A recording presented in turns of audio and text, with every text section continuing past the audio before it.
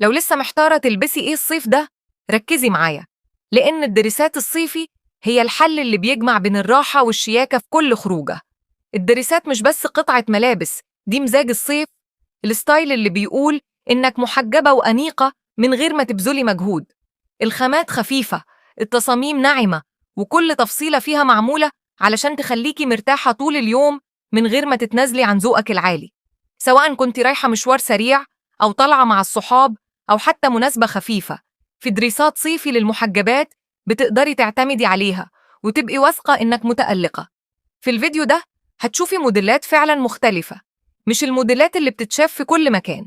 دي تصاميم مختارة بعناية علشان تحسي إن كل قطعة بتكملك مش بتخبيكي. ومتنسيش، الصيف ما بيستناش، والموديلات الحلوة بتخلص بسرعة. لو عجبتك المجموعة، اعملي لايك واشتركي في القناة وفعلي الجرس علشان توصلك كل موضات دراسات الصيف أول بأول من فستاني أنا.